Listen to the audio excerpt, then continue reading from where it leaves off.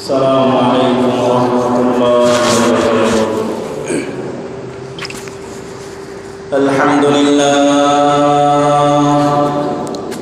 الحمد لله نحمده ونستعينه ونستغفره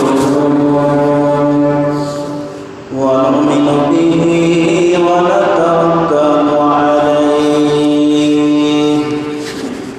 ونعوذ بالله من شرور أنفسنا ومن سيئات أعمالنا من يهده الله فلا مضل له ومن يضلله فلا هادي له أي فلن تجد له وليا مرشدا ونشهد أن سيدنا وسندنا وحبيبنا وطبيبنا ومحبوبنا ومرشدنا ومولانا محمدا عبد الله ورسوله الذي أرسل إلى الناس كافة بشيرا ونذيرا وداعيا إلى الله بإذنه وسراجا منيرا أما بعد فقد قال الله تعالى في كلامه المجيد وفي فرقانه الحميد أعوذ بالله من الشيطان الرجيم بسم الله الرحمن الرحيم أرأيت الذي يكذب بالدين فذلك الذي يدعو اليتيم ولا يحض على طعام المسكين فويل للمصلين الذين هم عن صلاتهم ساهون الذين هم يراءون ويمنعون الماعون آمنت بالله صدق الله العظيم وقال تعالى في شان حبيبه إن الله وملائكته يصلون على النبي يا أيها الذين آمنوا صلوا عليه وسلموا تسليما شكرا اللهم صل على محمد وعلى آل محمد كما صليت على إبراهيم وعلى آل إبراهيم إنك حميد مجيد اللهم بارك على محمد وعلى آل محمد كما باركت على إبراهيم وعلى آل إبراهيم إنك حميد مجيد कातिब से मेरे नामाए आमाल मांगा कर कातिब से मेरे नामाए आमाल मांगा कर जितने भी आमल जुस्ते हैं उन सबको मिटा दो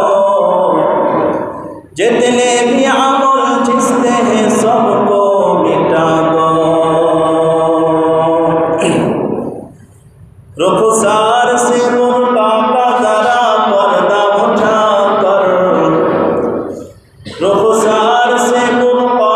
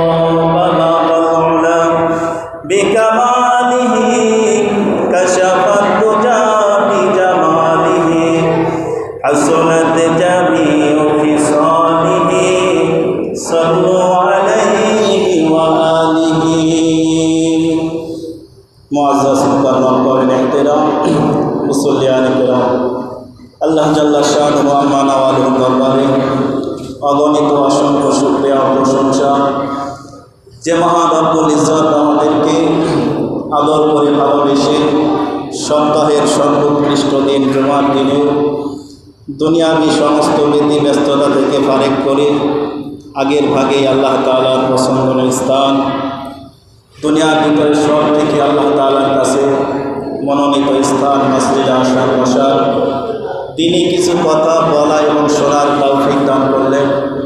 এই জন্য সেই মনিবের দরবারে সকলেই আবেগ ভরা কণ্ঠে উচ্চ আওয়াজে সওয়াবের নিয়তে সকলেই বলি আলহামদুলিল্লাহ।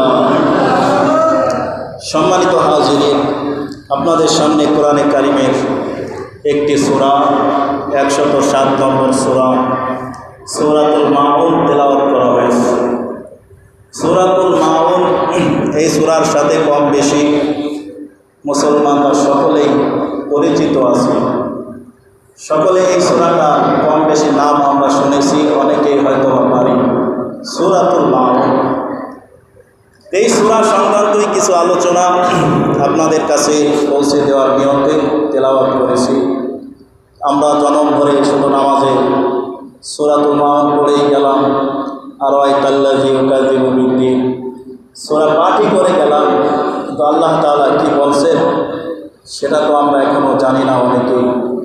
এই নিয়তেই এই সূরায় আল্লাহ তাআলা আমাদেরকে কি মেসেজ দিচ্ছেন, কি আমাদেরকে বোঝাইতে চাচ্ছেন, এই সংক্রান্ত কিছু আলোচনা করা হবে ইনশাআল্লাহ। এই সূরাটার নাম হলো মাউন। মাউন বলা হয় মানুষের নিত্য প্রয়োজনীয় এমন মামুলি জিনিসকে, যেই জিনিসগুলো সাধারণত একে অপরকে ধার দিয়ে থাকে। আমাদের বসবাস করতে গেলে এমন অনেক জিনিস আছে যেগুলো আমরা একে অপরকে ধার দিয়ে থাকি। একজনের প্রয়োজন হলে ধার নিতে আসলে এটা আমরা দিয়ে থাকি। এরকম অনেক জিনিস আমাদের আছে। তো মাউন শব্দের অর্থ হলো ব্যবহৃত মামুলি জিনিস যেগুলো একে অপরকে সাধারণত উধার দিয়ে থাকে, ধার দিয়ে থাকে। যেমন আমাদের ব্যবহৃত জিনিসের মধ্যে আছে খুন্তা, কোদাল, দা, থালা বাসন ইত্যাদি। কারো বাড়ির যদি কোনো প্রয়োজনে কোদাল প্রয়োজন হয়, তা আমরা কী করি? এই কোদাল ধার আনার জন্য অপর বাড়িতে যাই, ভাই আমার এই কাজটা করতে হবে, তোমার কোদালটা একটু দাও, প্রয়োজন সেরে আবার তোমাকে দিয়ে যাব, বলে কি বলে না জোরে বল। আবার অনেক সময় কোড়ালের প্রয়োজন হয়, খুন্তার প্রয়োজন হয়, গ্রাম্য ভাষা অনেকে এটাকে শাবল বলে, শাবল। এটাও অনেকের প্রয়োজন হলে একে অপরকে সাধারণত দিয়ে থাকে। তারপরে আসে থালা বাসন। একবারই মেহমান আসলো, দেখা যায় তার বাড়িতে কিছু থালা বাসন যা আছে এগুলো সংকুলান হচ্ছে না। একসময় পাশের বাড়ি থেকে 2-4টা প্লেট আনার জন্য কি হয়, প্রয়োজন হয়। এই প্রয়োজনীয় জিনিস যেগুলো একজন আরেকজনকে সাধারণত ধার দিয়ে থাকে, উধার দিয়ে থাকে, এই সমস্ত জিনিসকে মাউন বলা হয়। এই সূরার নামটা সূরাতুল মাউন রাখার কারণ হলো এই সূরার ভিতরে যেহেতু এই সংক্রান্ত আলোচনা রয়েছে, মাউন সংক্রান্ত আলোচনা রয়েছে, এই কারণে এই সূরাটার নাম রাখা হয়েছে সূরাতুল মাউন। এই সূরার ভিতরে আল্লাহ তাআলা বেদিনদের কিছু খাসলাতের কথা, যারা নাস্তিক আছে, পরকালকে যারা বিশ্বাস করে না, বেঈমান যারা আছে, তাদের কিছু পথ খাসলাতের কথা আল্লাহ তাআলা সূরাতুল মাউনের ভিতরে তুলে ধরেছেন। এই খাসলাতগুলোর কথা যদি আমরা শুনি, তাহলে এর থেকে আমরা বেঁচে থাকাটা কী হবে, সহজ হবে।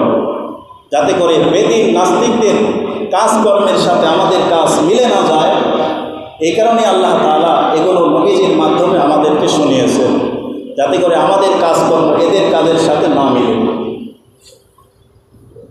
আল্লাহ তাআলা বলেন, আরাআইতাল্লাযী ইউকাযযিবু বিদ্দীন। নবীজি আপনি কি দেখেছেন ওই ব্যক্তিকে, আল্লাযী ইউকাযযিবু বিদ্দীন, যে কর্মফল দিবসকে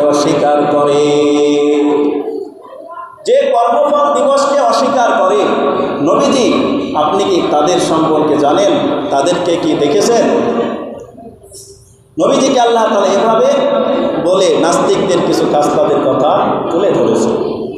তো বলেন তো, আপনাদের কাছে বলতে চাই, যারা পরকালকে অস্বীকার করে, কিয়ামতকে অস্বীকার করে, কিয়ামতের ময়দানে আমাদেরকে আবার হিসাবের জন্য আল্লাহর দরবারে উঠতে হবে, এই বিষয়টা যারা অস্বীকার করে তারা মুমিন নাকি কাফের?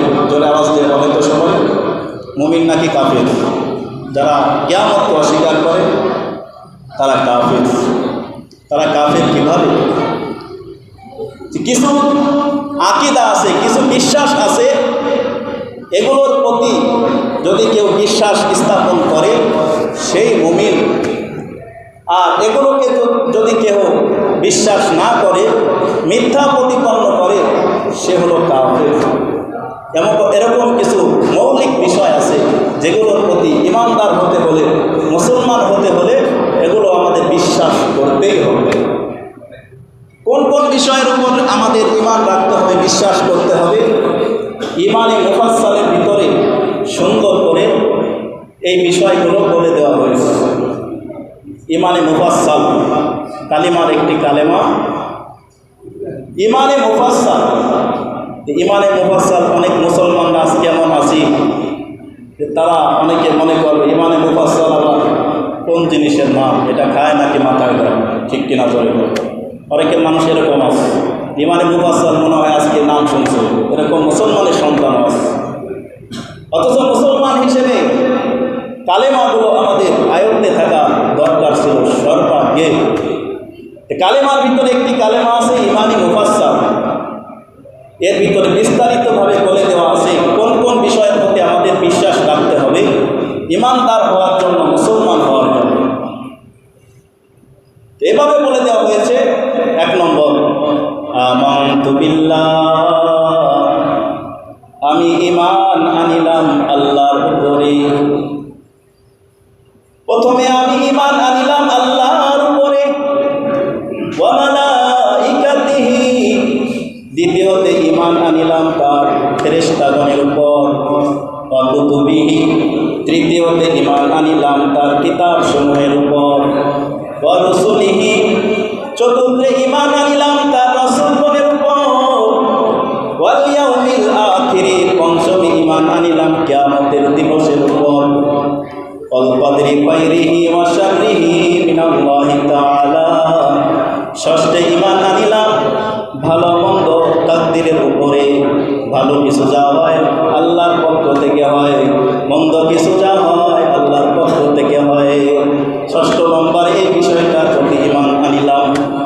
ওয়াল বা'সি বা'দাল মাউত, সপ্তম নম্বর হইতেছে মৃত্যুর পরে আমাদেরকে আবার জীবিত হতে হবে, কিয়ামতের ময়দানে আল্লাহর কাছে হিসাব দেওয়ার জন্য আমাদের উঠতে হবে। এই বিষয়টার প্রতি আমি ঈমান আনিলাম। এই 7টা বিষয় ঈমানে মুফাসসালের ভিতরে উল্লেখ করা হয়েছে। এর যে কোনো একটা বিষয়কে যদি কেউ অস্বীকার করে বা বিশ্বাস না করে, সে মুমিন থাকবে না, সে বেঈমান হয়ে যাবে। কিয়ামতের দিনের উপরে ঈমান রাখা এটাও একটা ঈমানদার হতে হলে একটা বিষয়। মৃত্যুর পরে জীবিত হওয়া, হিসাব নিকাশের জন্য আল্লাহর কাছে দাঁড়াইতে হবে, এই বিষয়টাকে